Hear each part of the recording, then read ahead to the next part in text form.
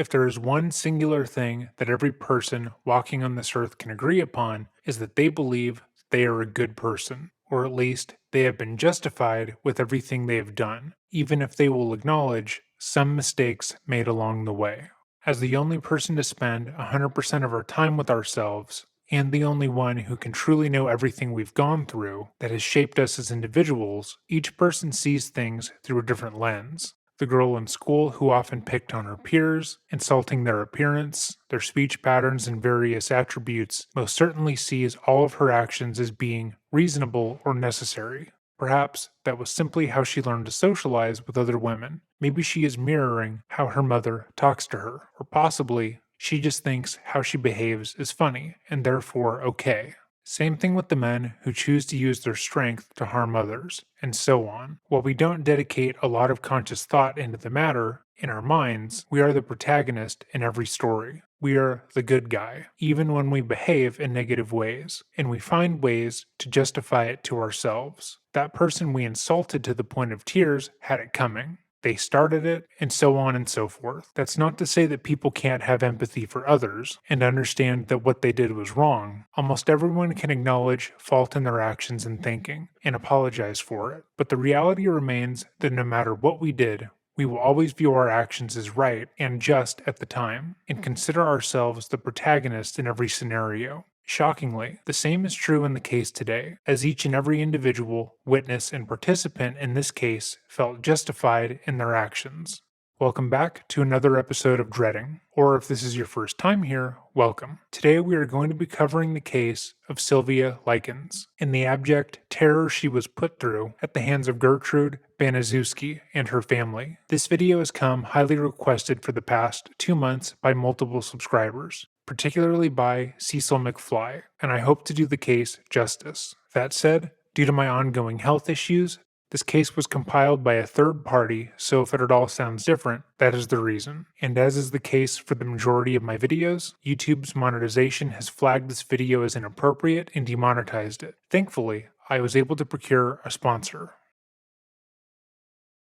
One of the things that I pride myself with in regards to my content is my research. I personally make an effort to read and take in everything I have access to when it comes to a case. But sometimes there are things I am unable to access due to my location, which is why before I started this channel, I was a frequent user of today's sponsor, Surfshark VPN. A VPN stands for a virtual private network, which means it's a shield for your online activity. Surfshark provides a mask for your browsing, ensuring that people who want to steal your data and sell it to the highest bidder can't do so. It protects your data from your internet provider and hackers, who are able to see what you're doing even in incognito mode. And it allows you to browse the internet safely and securely with their military-grade encryption. If you do most of your browsing on your phone, Surfshark is still able to protect you with their app, which provides the same level of quality protection and ensures everything you want to keep private stays private. They are the only VPN to allow one account to be used on an unlimited number of devices, meaning that between your work computer, your phone, your laptop, or whatever, your browsing is protected. Besides it being necessary for any public browsing you might be doing, it also provides a way for you to travel the world from the comfort of your home. Surfshark has over 3,200 servers located all over the world, and with just a few clicks, you can go from Oklahoma to England, to Australia to Spain. Anywhere you can think of, you can go using Surfshark. I personally have used Surfshark when I'm researching various crimes, as it allows me to find news sources that are closer to where the crime happened, and have pieces of information that weren't widely reported on. Small news sites and blogs are incredibly enlightening, and often only get shown to me if I change my location to the general area of the crime. By changing my location, Google changes what it recommends to me, which allows me to create the most robust, fact-filled videos that I can. I also use it to watch Netflix, because other countries have a bigger variety of content. Surfshark has partnered with me to provide my viewers with an incredible deal. You can use my code DREADING for 83% off, as well as 3 months entirely free. But if, for some reason, you don't like it or aren't happy with the service, they also provide a 30 days money-back guarantee, so you have nothing to lose. Go to surfshark.com to learn more, or click the link in the description to see what it's all about. I want to give a massive thank you to Surfshark for sponsoring my videos because YouTube has been cracking down on them as of late. Being able to get a sponsor at all means I can continue to dedicate my time to this channel, and I am closer to my goal of doing this all the time. So thank you. Again, if you're interested, click the link in the description below and use the code DREADING to get 83% off and 3 months completely free. With that being said, let us begin. Sylvia Marie Likens was born January 3rd, 1949, to parents Lester Cecil Likens and Betty Frances Likens. She was the third child to the pair and would be the only non-twin in her family. She was the middle child, the two sets of fraternal twin brothers and sisters flanking her, and as the only child born as a singlet, she became increasingly independent. According to some sources, Sylvia, who often went by the nickname Cookie, felt slightly excluded from the rest of the family. She believed everyone else was paired off, and that she was the odd man out. Of course, they were a family unit, and she knew that her family loved her, but she couldn't help feel that everyone else was born with a friend, and she was alone. In response to those circumstances, though, she was determined to become as independent and strong as she could. She wanted to be a pillar in her own life, never needing to rely on the kindness of others to succeed. She was competent and outspoken, always speaking out for herself and making sure that she and those around her were listened to. She would often defend her family, most notably her younger sister Jenny, who suffered from polio. Jenny was a year younger than Sylvia and had to walk with a leg brace due to one of her legs being much weaker than the other one. Jenny was made fun of by other kids her age due to her affliction and obvious limp, but Sylvia often stood up for her sister, protecting her as best she could from the ridicule. In one instance, she got into a physical altercation with a larger boy, all to protect her sister's self-esteem and well-being. Sylvia was popular amongst people her age, and many regarded her as being beautiful, confident, and kind. Men her age would ask her out on a regular basis. However, she would reject them kindly, choosing instead to spend the bulk of her time with her younger sister and their friends. She was confident in her looks, but felt mild embarrassment at the fact that she was missing one of her front teeth, which had been kicked out when she was wrestling with her older brother when she was a child. Her sparkling personality and wit often afforded her opportunities to make money. She often worked as a babysitter, laundress, and ran errands for other people in her neighborhood for small bits of cash, which was desperately needed within her family.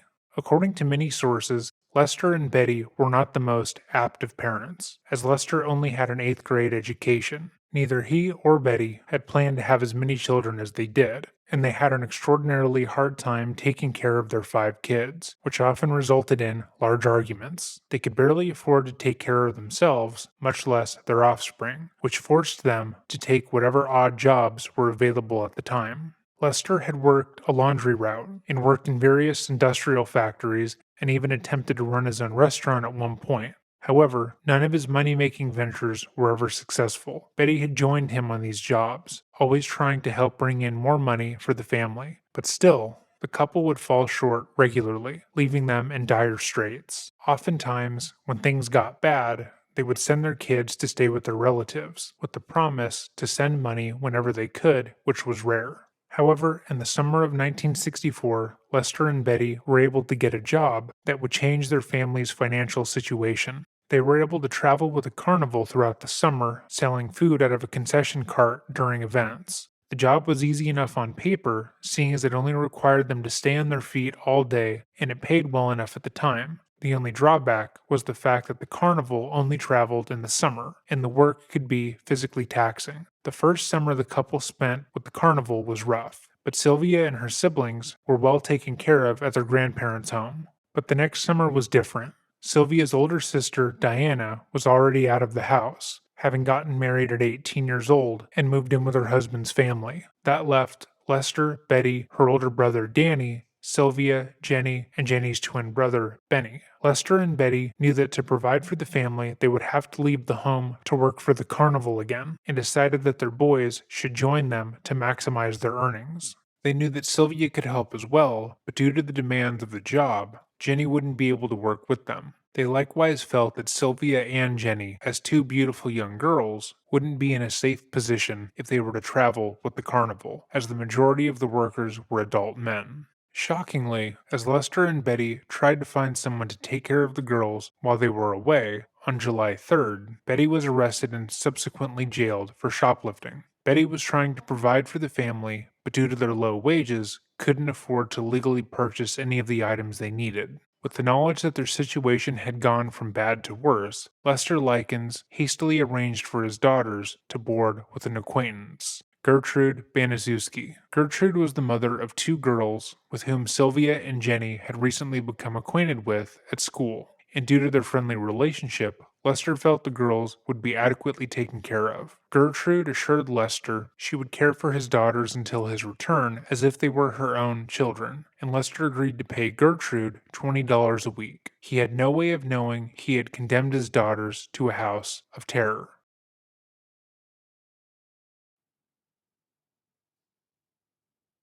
Gertrude Nadine Baniszewski was born in Indianapolis, Indiana on September 19th, 1928. She was the third of six children and grew up in a middle-class family. Prior to Sylvia and Jenny Likens moving into her home in the summer of 1965, Gertrude had lived an incredibly difficult life. Growing up, Gertrude was her father's favorite. Her father doted on her whenever he could, which had the unintended consequence of leading to her to be wildly disliked by her mother. Because of how she was favored by her mother often neglected her and treated her horribly. She would take lengths not to hold Gertrude, and if her daughter was put in her arms, she would purposely drop her. This led to the child being dropped on her head multiple times when she was just a kid, which has also been linked to brain damage and behavioral issues. Gertrude would rely on her father for companionship throughout her young life, and would avoid her mother at all cost. However, when she was just 10 years old, weeding the garden with her father, he would suddenly drop dead of a heart attack. Gertrude alerted her mother to the medical emergency, scared of what had happened to her parent, but her mother immediately blamed her and began screaming in the young girl's face, "What did you do?"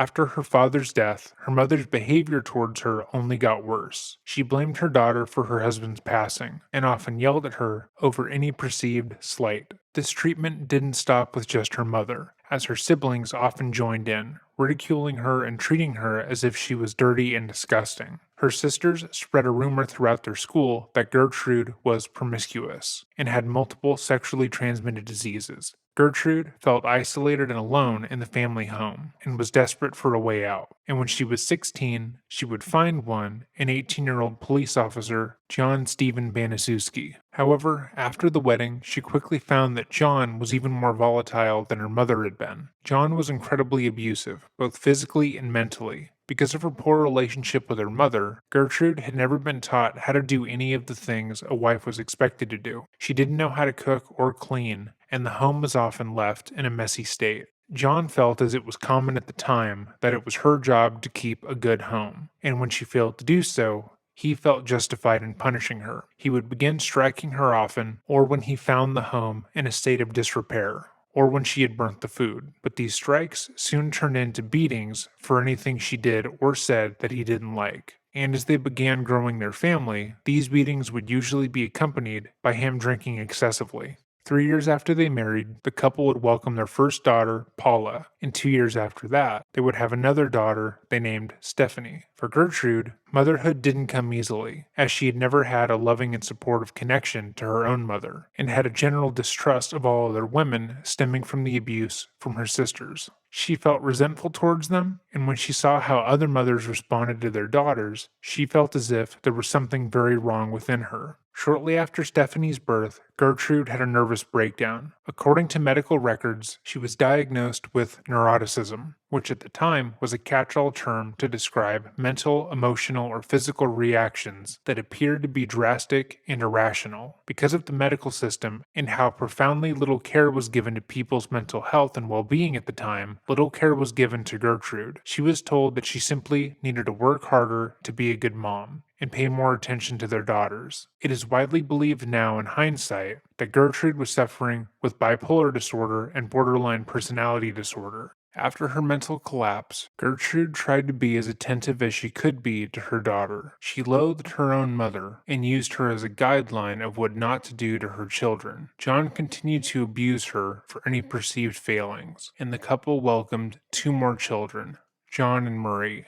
However, as the primary caretaker of four young children, Gertrude stopped paying attention to John. She had her hands full, and John began to get jealous. The beatings began to get more violent, and finally, in 1955, John and Gertrude would get a divorce. Almost immediately, Gertrude would remarry, this time to a man named Edward Guthrie. Edward viewed Gertrude as a meal ticket, given the hefty child support payments John was forced to give her. Edward didn't seem to like Gertrude much at all, much less her children, and their marriage quickly fell apart 3 months in, after Edward hit Stephanie in the face during an argument. After the demise of her second marriage, Gertrude was on her own for the first time in her life. She tried to find men to date and settle down with, but they regarded her as old and past her prime, and felt as if her children were unneeded baggage. She became lonely and stressed, and like so many people are oft to do, she began to reminisce about her past with rose-colored glasses. Though John had been wildly abusive to her, she began to feel as if she had made a mistake divorcing him. He, at the very least, was a good father and never once struck the children or treated them unkindly, which she now viewed as a rarity. After a short while, she reunited with her ex-husband, and they got remarried. The pair went on to have two more children, Shirley and James. However, between the pregnancies, Gertrude would go on to have multiple late-term miscarriages. The shift in her hormones and the physical stress her body was going through took a toll on her mental well-being, and after each miscarriage, Gertrude became a shell of her former self. Taking care of herself was a daunting task, and instead, she would lay in bed unresponsive. Her children would state that she seemed like a zombie, but no one, not even the doctors, knew how to help her. John, for his part, thought she was just being lazy and didn't understand why she couldn't just get over the miscarriages the way he had. He would slap her in the face regularly, ordering her to get out of bed and take care of the children. But it was clear that something was incredibly wrong. In 1963, the couple would once again divorce due to John's abuse and Gertrude's waning mental health, leaving her responsible for 6 young children. Previously, she had been dedicated to righting the wrongs that were done to her by her mother and putting her kids' health and well-being above her own. But she quickly became embittered. She began to blame her children, most notably her daughters, for her lot in life and why she couldn't find a husband. She would give them impossible tasks to accomplish, so when they failed, she would beat them and call it punishment. As time wore on, Gertrude eventually found love again, albeit with an already married man named Dennis Lee Wright. Dennis was in his 20s, while Gertrude was in her 30s, and it was clear that he was using Gertrude for sex. However, she believed that he was her ticket out of poverty. She continuously pushed Dennis to leave his wife and be with her instead, but he refused. It wasn't until his wife found out about the affair on her own and left him herself that he would start a relationship with Gertrude. However, much like her other relationships, this one quickly became abusive. Much like with Edward, it was clear that he didn't like Gertrude or really want to be with her. She just so happened to make herself available to him. Whenever he would try to leave, Gertrude would bribe him into staying with sex, hoping that after he finished, he would no longer remember why he had been angry in the first place. Eventually, their relationship resulted in Gertrude getting pregnant, which was something that Dennis was against. Though he was living with and taking care of her 6 children, he was adamant he didn't want any children of his own, and often told Gertrude this. He felt like children were a trap, and seeing how Gertrude was trying to make a living being paid from John's child support, he felt justified in his reasoning. But Gertrude wanted nothing more than for him to marry her, and for them to have a child of their own. When Gertrude informed Dennis that she had gotten pregnant, he saw red. He began to beat her, first punching her in the face, then repeatedly socking her in the lower stomach, hoping to induce a miscarriage, which he was ultimately successful in doing. Despite the traumatic event, the couple stayed together, and Gertrude continued to try for another baby. deciding that if she were to get pregnant again, she'd simply keep it to herself until she was much farther along. Eventually, she would get pregnant again, and when she informed Dennis near the end of the pregnancy, he responded well. He didn't punch or attack her, and simply accepted the news calmly. This made Gertrude feel as though he had finally come around to being a father. However, the opposite was true. When Gertrude would come back to the shared home after giving birth to her seventh child, a boy who she named Dennis Lee Wright Jr., the home was completely empty. Dennis had moved out while she was giving birth, and ultimately refused to acknowledge the child or his parentage. When Gertrude later filed a paternity suit against him, demanding financial support for her son, Wright ignored it, stating that even if the child was named after him, it wasn't his. By 1965, she was living alone with her 7 children, whom she had begun to loathe. She had a deep-seated hatred and malice for other women, especially younger women, and saw her own children as being leeches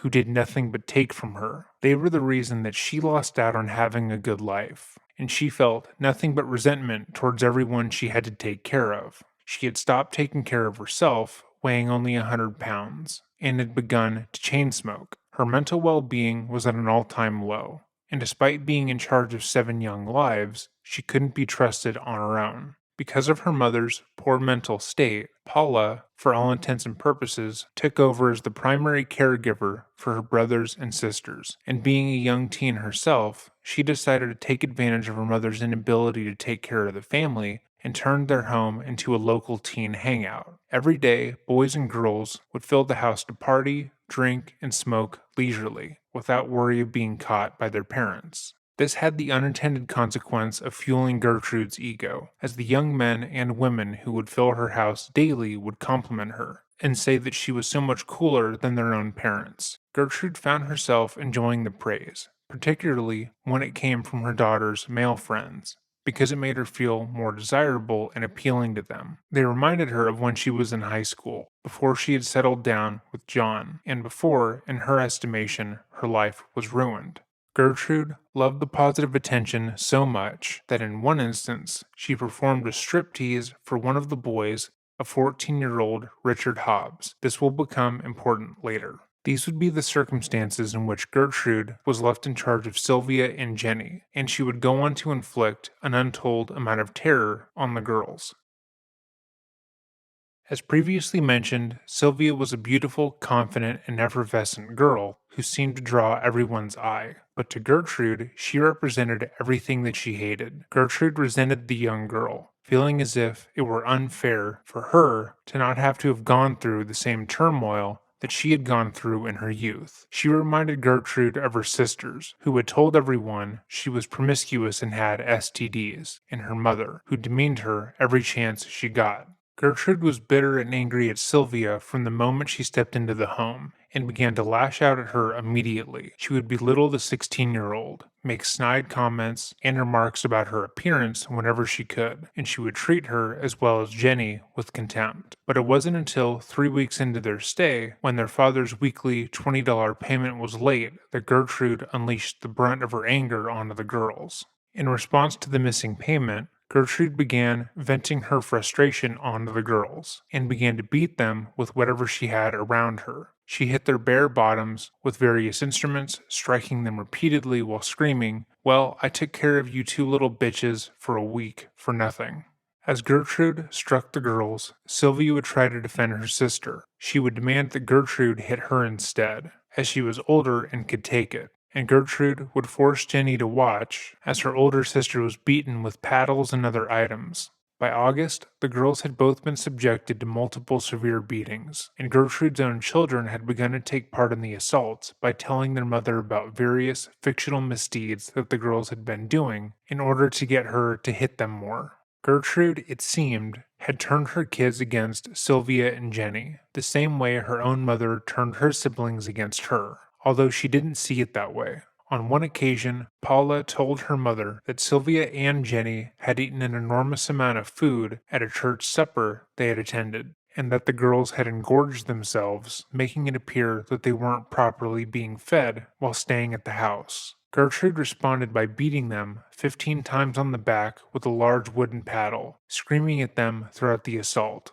Sylvia tried to appease Gertrude by helping out around the house. She did various chores and cleaned up after the other children who were present, but it did little to garner favor from Gertrude. Instead, it seemed that Sylvia's helpfulness only served to irritate the older woman and make her even angrier at her.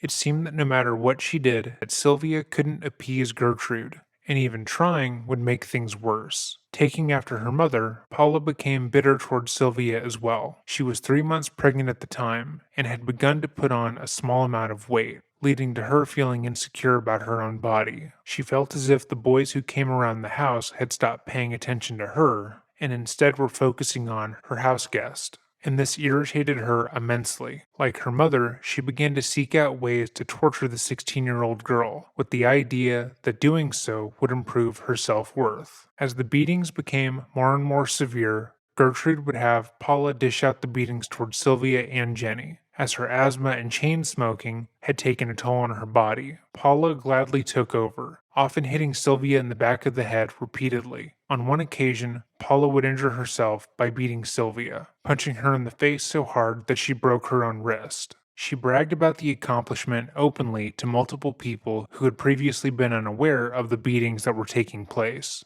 But still, no one stepped in to help the Likens sisters. Paula would go on to use the cast as a weapon, often beating Sylvia with the plastered hand at the slightest provocation. At one point, she joked to her friends about how she had tried to kill Sylvia but had no such luck. Gertrude and Paula began to starve Sylvia, telling her she couldn't eat the meals they had made, unless there were some leftovers that had been put in the garbage. In order to satiate her own hunger, Sylvia and Jenny came up with a plan to earn their own money. The sisters spent the next day at a park, collecting soda bottles, which they returned for a small amount of money. The sisters would end up using what little money they had received to buy a small amount of candy. Both girls ate their share of the candy, then they gave some to the other kids in the home. After finding it, Gertrude became enraged and beat Sylvia brutally, accusing her of stealing the candy outright. Paula and Gertrude obviously got a sick amount of pleasure from hurting the older Likens sister and would resort to making up reasons as to why she deserved to be hit. On one occasion, Paula backhanded Sylvia across the face with her plaster cast because she had heard that Sylvia called Gertrude a bitch. No one had ever told her as much, and Sylvia denied ever saying it, but the idea that it could have happened was enough of a reason for Paula to act. Despite Sylvia already being starved and tortured by the two women, Gertrude began telling the teen that she was gaining weight and was clearly pregnant. Sylvia had talked about having a boyfriend in California, one who she had met in spring of that year. She was entirely sexually unexperienced, and when Gertrude inappropriately asked if she had ever done anything with him in front of a group of people, Sylvia said she had, then proceeded to talk about how they had done plenty of things, like go to the beach and roller skate.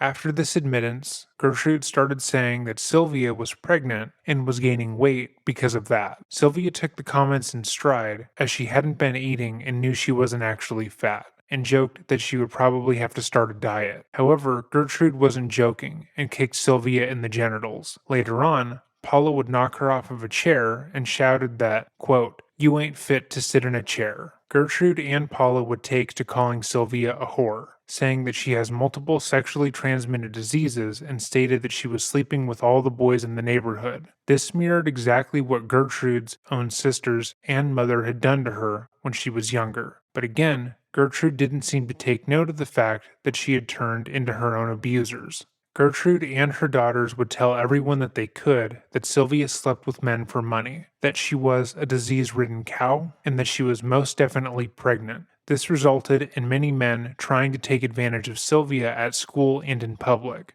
asking her how much it would cost to sleep with her and more. The abuse against Jenny had lessened, with both Paula and Gertrude focusing primarily on her older sister. She too was starved and tortured. Paula would force Jenny to hit her sister, and told Jenny that if she refused, she too would be beaten. Oftentimes, this would result in Sylvia encouraging the sister she protected throughout her life to hit her repeatedly as Jenny sobbed. On another occasion, Gertrude, Paula, and a boy from the neighborhood who had watched the abuse go on and found it entertaining, named Randy Lepper, decided it would be funny if they force-fed Sylvia a hot dog with absolutely every condiment on it. Though food was hard to come by in the Baniszewski household, using it as a means to torture Sylvia was always fair game. The trio ran around the kitchen, overloading the hot dog with everything they possibly could. They packed salt, pepper, and other spices on it, along with ketchup, mustard, mayonnaise, and relish, to the point to where the hot dog itself was no longer visible. They attempted to make the sausage as inedible as possible, thinking it would make Sylvia eating it funnier for them. After feeling content with their disgusting creation, the trio sat the starving girl down and told her to eat the hot dog. Sylvia said no, but Gertrude wouldn't take no for an answer. Gertrude, Paula, and Randy forced Sylvia's mouth open and pushed the hot dog into it. Gertrude forced the hot dog down Sylvia's throat with her fingers, causing Sylvia to throw up. Panting and crying, Sylvia had hoped the group had had enough of their torture. However, Gertrude then forced her face down into her own vomit and told her to eat it while they all watched. In July and August, Sylvia and Jenny would twice be visited by their parents, but neither informed them about the abuse. Both girls knew that their parents were struggling and that if they could have stayed elsewhere, they would have. Telling their parents that they were under duress would only hurt the family's finances, and at the time, they thought they could simply grin and bear it. Eventually, the parents would come home and the torture would be over, but unfortunately, Sylvia would never see that day. In an attempt to retaliate for the torrent of abuse she was facing, Sylvia started a rumor that Paula and Stephanie were prostitutes. When one man propositioned her for sex, she told him that she wasn't the girl in the house that sold her body. This rumor spread fast and resulted in Stephanie, like Sylvia had been before, being propositioned by other men. Stephanie was furious and demanded to know who told him that she was a prostitute, and he replied it was Sylvia. Later that day, Stephanie came home and screamed at the girl, asking her if she had in fact told people she had sex with men for money. Sylvia admitted to it while crying, and Stephanie punched her in response. After hitting Sylvia, Stephanie too broke down in tears, apologized, and the two girls made up. However, Stephanie's boyfriend, 15-year-old Coy Randolph Hubbard, would not let Sylvia get off as easily. He had been told about the rumor from a friend and flew into a rage. Coy came into the home and brutally attacked Likens and beat her more severely than Paula and Gertrude had been able to do. He slapped her in the face, beat her head against the wall, and flipped her backwards onto the ground, where she lay, bloodied and bruised. He then told Gertrude what had happened, and she too beat Sylvia once again using the paddle. After seeing the damage that Coy had been able to inflict upon Sylvia, Gertrude decided to involve the young men who would frequently come to the home in the abuse. They were stronger than both her and Paula, and moreover, they seemed to be willing to take things further than they could. She enjoyed their brutality and quick thinking, and so she would encourage any of the young men who visited her home to brutalize Sylvia for her entertainment. Coy and several of their classmates would begin to frequent the Baniszewski house in order to assault Sylvia. Under Gertrude's supervision and encouragement, the children would routinely beat and assault Sylvia. Some boys took to using her as a practice dummy when they practiced judo. Others would spend time cutting various parts of her body, being mindful not to cut too deeply so she would need medical attention. When they would smoke, Gertrude and the teens would put their cigarettes out on Sylvia's naked skin, leaving her with over 100 burn marks. Sylvia would eventually attempt to seek help from her older sister Diana. Jenny and her met up with Diana twice while staying at the Baniszewskis, and both girls detailed the horrific abuse they were under. They recounted everything that Gertrude, Paula, and the neighborhood boys had done. However, Diana didn't believe them. She thought that what they were detailing was far too horrific to be true, and in her mind, no one person, let alone a whole band of people, would allow for her sisters to be treated like this. She would later attest to the fact that she believed that they were exaggerating the abuse for attention, and ignored their plea for help. However, several weeks prior to them informing her about the abuse, they had seen each other in the same park, and Diana had purchased Sylvia a sandwich when she stated she was hungry. Marie Baniszewski had been in the area and witnessed the exchange, and would bring this up to her mother in September.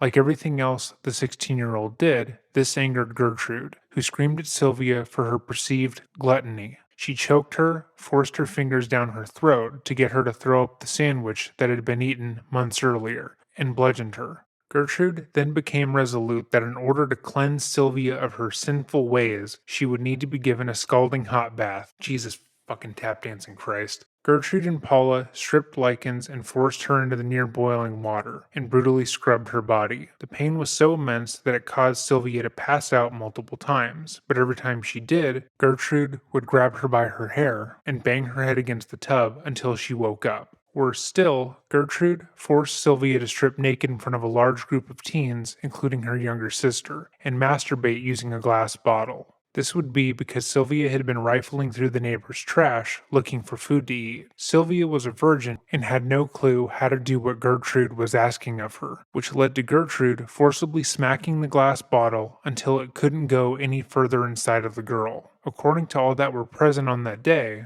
Gertrude taunted Sylvia while she was doing this, telling her to show Jenny what kind of girl she really was.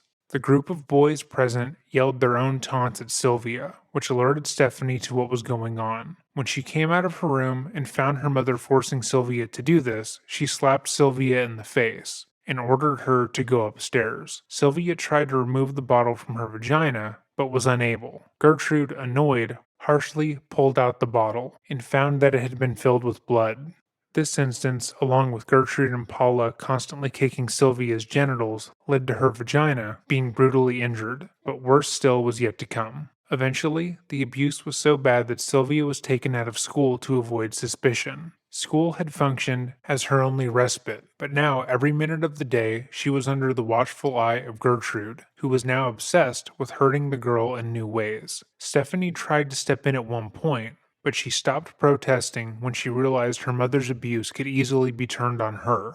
She was seemingly the only person in the house who took issue with what was going on, but felt powerless to stop it. Anyone who came by the home looking for Sylvia was told various lies by Gertrude and Paula. To authorities, Gertrude would state that Sylvia ran away with a group of young men, and that she was an out-of-control little slut who was a bad influence on everyone around her. To any friends from school that knew Sylvia, she told them various lies, with the hopes that they would hate the 16-year-old and want to hurt her. In one instance, this tactic worked, with Gertrude telling one of Sylvia's school friends, Anna Cisco, that Sylvia had informed her that Anna's mother goes out with men for $5. This enraged Anna, and when Sylvia eventually saw her friend, she was attacked, as Gertrude gleefully watched on. When out of school, Gertrude burnt Sylvia's fingertips with matches and whipped her with a belt. The abuse continued to escalate until the father of one of the neighborhood boys, Michael Monroe,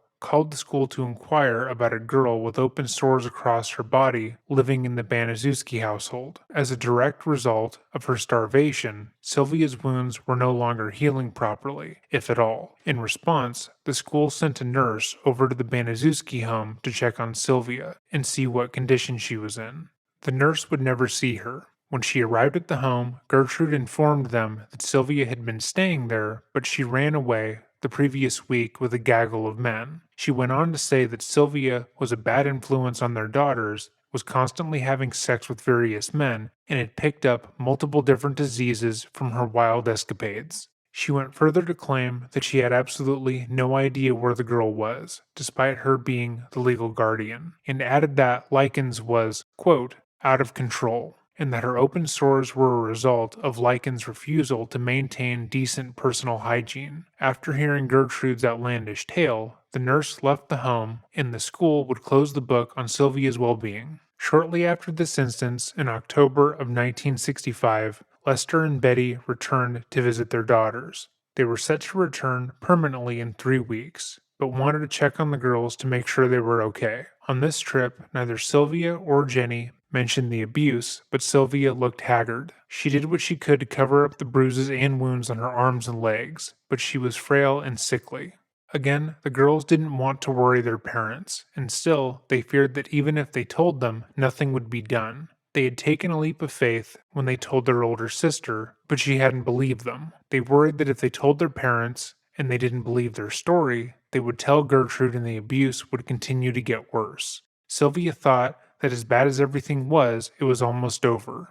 Sadly, neither Betty nor Lester seemed to notice anything wrong with their daughters, and after taking them out for sodas, they left them in the care of Gertrude once more. Dude, how the fuck would you not notice any of this shit? Alright, anyways, shortly after the visit from her parents, Sylvia became incontinent due to the repeated abuse of her genitals. Gertrude and Paula would revel in her humiliation, refusing to let the girl use their bathroom and watching as she wet herself. Despite them being the direct cause, they still felt the need to punish Sylvia, and in response to her repeated accidents, Gertrude threw the 16-year-old in the basement and tied her up. Gertrude took her clothing, stating that Sylvia would ruin it if she kept it, and deprived the girl of food and water. For added humiliation, Gertrude would tie her arms above her head on the staircase railing, stretching her body until her feet were barely touching the ground. She would leave Sylvia hanging there for hours on end, deprived of any food or water. The horrors were far from over, though.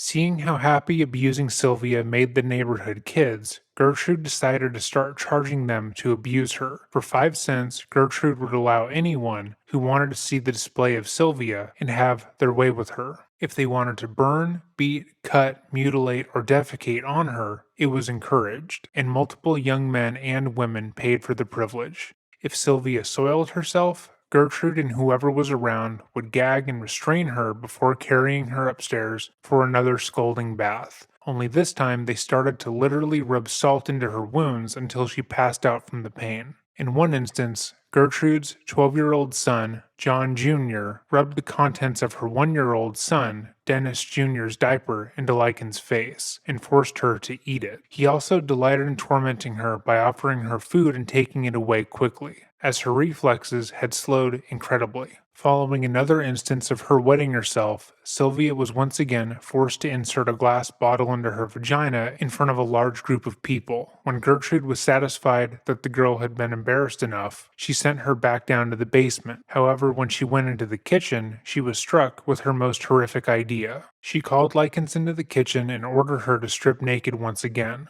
According to those present, she stated, "You have branded my daughters, now I'm going to brand you." She instructed those who were present, including 14-year-old Richard Hobbs, the child she had done a fucking striptease for, and her 10-year-old daughter, Shirley, to hold Sylvia down as they carved the words, "I'm a prostitute and proud of it," into her stomach with a heated needle. Sylvia was too malnourished and weak to fight back, and when Gertrude got tired midway through, she asked Richard Dean Hobbs to finish the inscription for her, which he gladly did. Gertrude left the home while this was happening to get some groceries, and Richard would later say that what he did wasn't that bad because, quote, he made sure his etchings were short and light so they wouldn't hurt her as much. After finishing the inscription, Shirley and Richard took Sylvia to the basement where they tried to brand her again, this time with the letter S for Sylvia under her left breast. However, they applied the letter backwards and it more closely resembled a 3. When Gertrude returned from the store, she went to the basement and taunted Sylvia, who was in a zombie-like state. She said, "Sylvia, what are you going to do now? You can't get married now. What are you going to do?" To which Sylvia replied, "I guess there's nothing I can do." That night, Sylvia was able to talk to her sister privately for the first time in a while, and told her that she believed she was going to die soon. Jenny tried to tell her to hold on, and that things would be okay, but Sylvia knew better. She could barely walk by herself, and her body was no longer healing, and some of the torture they had inflicted on her no longer hurt. She knew her body was too weak to go on, and within the next couple of days, she would be dead. At this point, Gertrude seemed to realize that Sylvia wouldn't be able to go back to her family. She, like the Likens sisters, was well aware that in the coming weeks, their parents would be back to pick them up, and eventually, they would see the catastrophic damage that had been done to their daughter. Worse still was that if Sylvia was to tell anyone what had happened, she had the proof burned into her body, and there were plenty of adult witnesses who had seen what she had done and not stepped in. In one instance, Sylvia was seen by a couple rummaging through their garbage looking for food, but they hadn't alerted the authorities. Gertrude's next-door neighbors, the Vermillions, had talked to Sylvia twice, and each time they saw her, she was more battered than the time before. Gertrude had readily admitted that she was the one who brutalized the girl, but neither of them cared beyond deciding not to allow her to look after their own children. Then there was the school nurse, and so on. Should Sylvia state that it was Gertrude who attacked her, she knew she would be found guilty. Instead of getting the girl any sort of medical help or feeding her properly, Gertrude came up with a foolproof plan to make sure Sylvia would disappear forever and pin all of the abuse on a group of fictional young men. She forced Sylvia to write the following letter to Mr. and Mrs. Likens. I went with a gang of boys in the middle of the night, and they said they would pay me if I would give them something, so I got in their car, and they all got what they wanted. And then they got finished, they beat me up, and left sores on my face and all over my body. And they also put on my stomach, I am a prostitute and proud of it. I have done just about everything that I could to make Gertie mad, and cause Gertie more money than she's got. I've tore up a new mattress and peed on it. I have also cost Gertie doctor bills that she really can't pay, and made Gertie a nervous wreck and all her kids. I cost her $35 for a hospital in one day, and I wouldn't do nothing around the house. I've done anything to do things, to make things out of the way to make things worse for them. The letter was meant to make Sylvia look bad, and paint Gertrude as nothing but a warm, loving woman who took care of Sylvia as best she could. Although the story it was trying to sell would fall apart quickly. Why would Sylvia write a letter to her parents and address it to Mr. and Mrs. Likens? Why, as she lay dying, would she feel the need to write this letter? And why would she choose to only implicate herself in the letter and not the men who did this to her? The second part of Gertrude's plan was up in the air, as part of her wanted to keep the girl alive, so that she could continue to abuse her with her prepubescent friends. However, the other part of her knew that it would be better for Sylvia to die. In order to kill the girl, she planned to have John Jr. and Jenny blindfold her and lead her into the woods nearby, where she would succumb to the elements. After writing the letter, Sylvia would be tied to the stair railing once more, and Gertrude would offer her a few small crackers to eat. But Sylvia was past the point of hunger. She knew she was going to die, and felt as if food would only be used to prolong her suffering. She told Gertrude to give the food to their dog, but Gertrude instead forced the crackers into the girl's mouth before beating her once again. Later that day, Sylvia awoke to hear Gertrude talk to her son about her plan to kill Sylvia, and tried to fight for her life. She weakly attempted to leave the home, but due to her extensive injuries, malnourishment, severe dehydration, and general weakness, Gertrude would catch her before she would be able to leave the home. In retaliation, Gertrude struck Sylvia so hard with a curtain rod that she bent the metal into a near-perfect right angle. Coy Hubbard was present, and took a turn beating Sylvia with the rod until she was fully unconscious. They then dragged the girl into the basement, and that night Sylvia once again tried to get herself help. She screamed as loud as she could, hoping beyond reason that someone would call the police or try to help her, but no one did. By the morning of October 26th, Likens was unable to either speak intelligibly or correctly coordinate the movement of her limbs.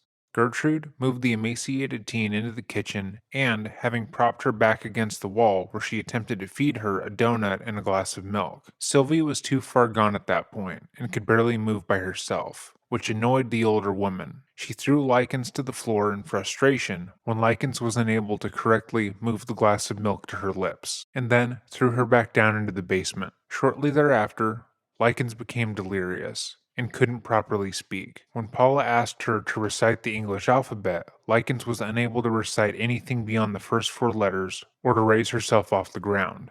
The repeated beatings she had taken and multiple concussions she had suffered at their hands was beginning to show, and the result was terrifying. Paula verbally threatened her, hoping that Sylvia was faking her inability to talk and that the threat of violence would get her to comply. But still, Sylvia sat in her stupor until she defecated on herself. In an attempt to wash Likens, a laughing John Banaszowski Jr. sprayed her with a garden hose brought to the house that afternoon at Gertrude's request. Likens again desperately attempted to exit the basement but collapsed before she could reach the stairs, both due to the water and her weak state. As she lay on the ground, weak and wet, Gertrude stamped upon Likens' head before standing and then staring at her for several moments. Shortly after 5:30 p.m., Richard Hobbs returned to the Banaszewski residence and immediately proceeded to the basement. He slipped on the wet basement stairs and fell heavily to the floor of the basement, to be confronted with the sight of Stephanie crying and cuddling Likens' emaciated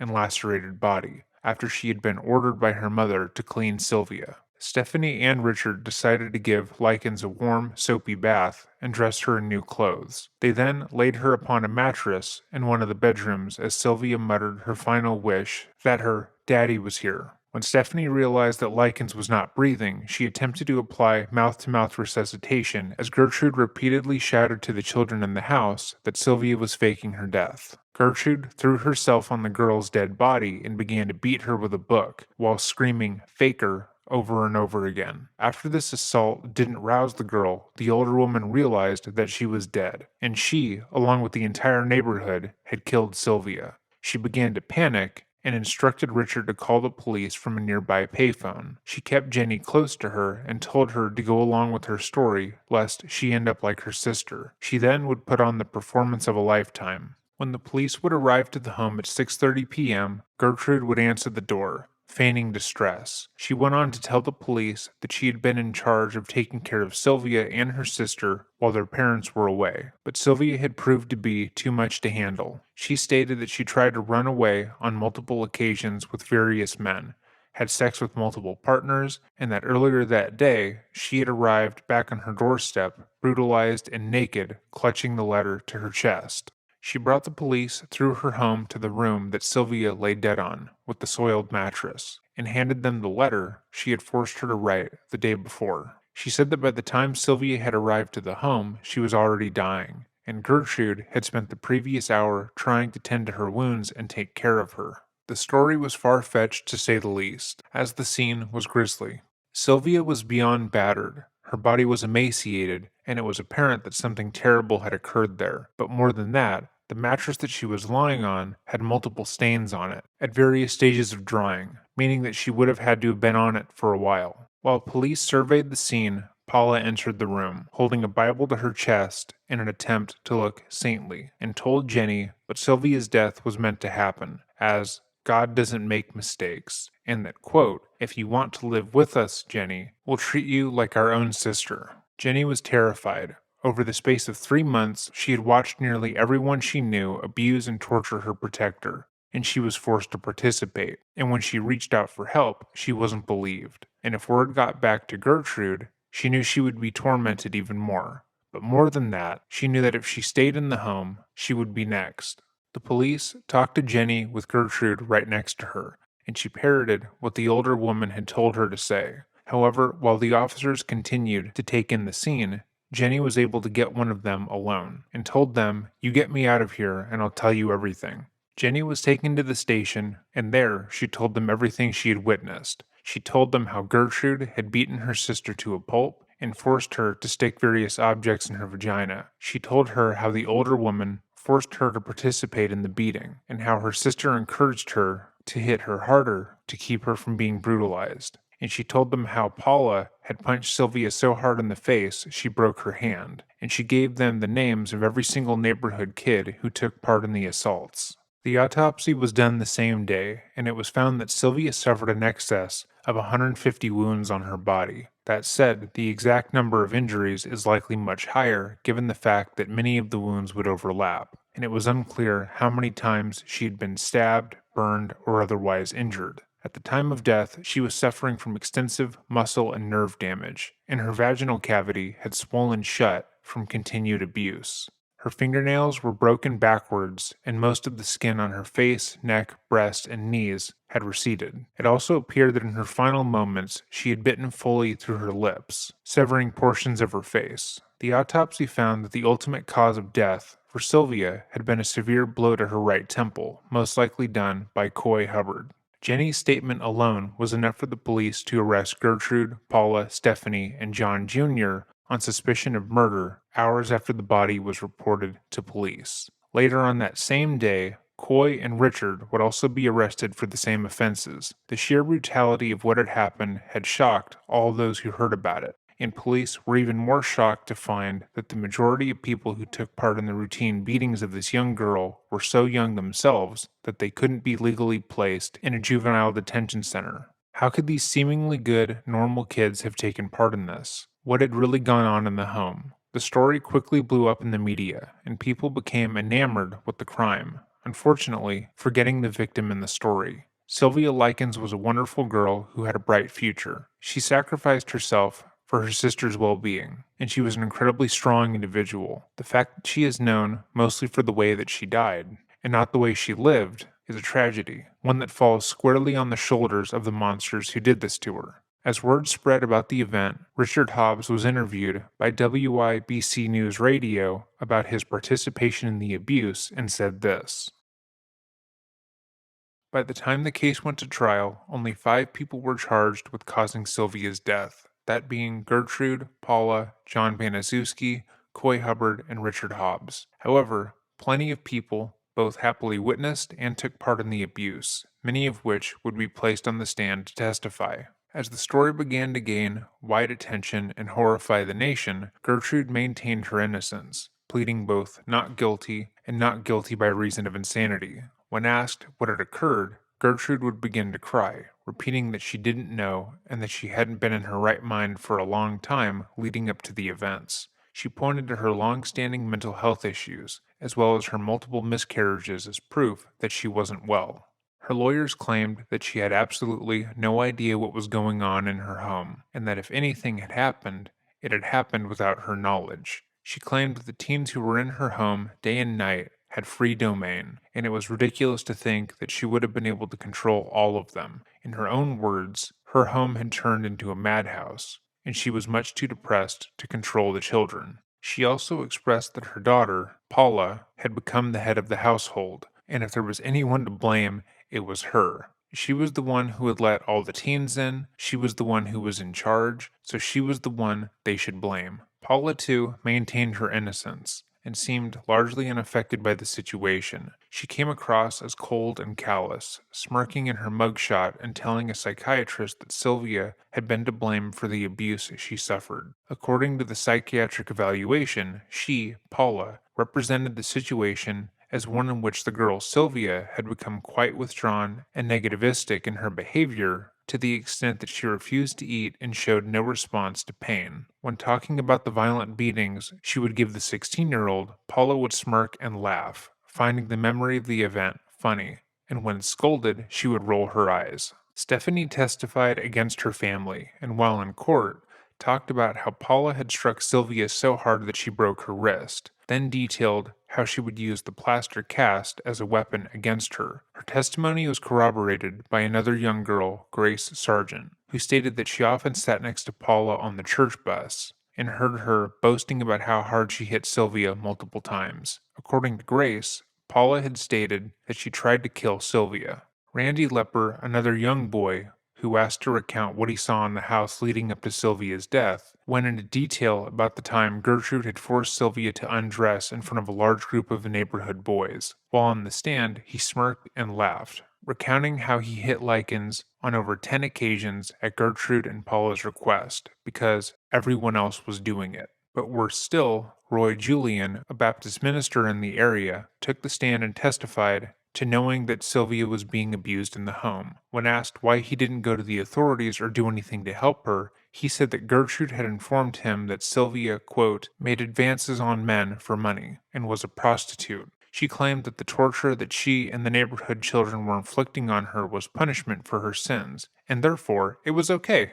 The story was parroted by the Vermillions and other adults in the area that saw what Gertrude and the kids were doing. Gertrude would tell them that the girl somehow was deserving of the abuse, and instead of looking any further into it, they all decided it was none of their business. After 8 hours of deliberation, Gertrude was found guilty of first-degree murder and sentenced to life. Her daughter Paula was found guilty of second-degree murder and sentenced to life alongside her mother, and her son, John Jr., alongside Coy and Richard, were found guilty of manslaughter, to which they were sentenced 2 to 21 years in prison. However, that's not where the story ends. September 1970, the Indiana Supreme Court reversed the convictions of Gertrude and Paula Baniszewski on the basis that Judge Saul Isaac Rabb had denied repeatedly submitted motions by their defense counsel at their original trial for both a change of venue and separate trials, and immediately, Paula opted to plead guilty to voluntary manslaughter, She was then sentenced to serve a term between 2 and 20 years. Despite twice unsuccessfully having attempted to escape from prison in 1971, she was released in December 1972,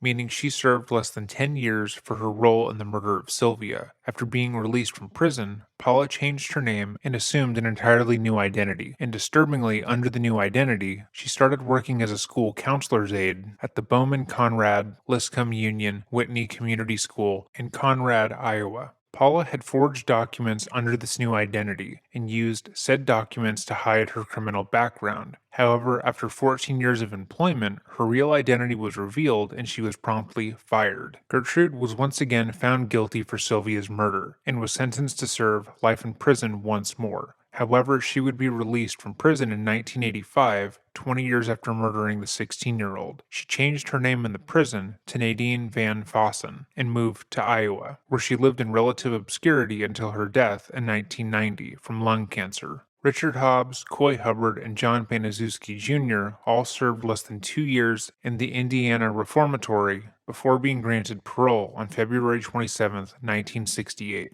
Less than 4 years after his release, Richard Hobbs died of lung cancer. Coy Hubbard would go on to be imprisoned for various other offenses throughout his life, before dying at the age of 56 of a heart attack. John Jr. would change his name to John Blake and became a lay minister, where he mostly counseled children of divorced parents. He too would die at the age of 52 in 2005 from diabetes. Prior to his death, he would admit that he enjoyed being linked to Sylvia's murder, as it brought him a fair amount of attention, and claimed he only ever hit her once. Though technically, all those involved with the crime were sentenced and Sylvia got justice, the ending of this case feels uneasy. So many people knew it was happening and did nothing to stop it. Gertrude's neighbors witnessed many atrocities. They heard the screams and saw the wounds and still said nothing until it was too late. Most of the kids who beat Sylvia, cut her, and humiliated her went free and laughed about everything they had done, and nothing in this story feels finished. Thank you for watching this video. If you liked our coverage, hit the like button and subscribe. If there is a true crime case you would like to see us cover in the future, leave it in the comments below or email me at dreading.official@gmail.com. Have a wonderful day and remember to stay safe.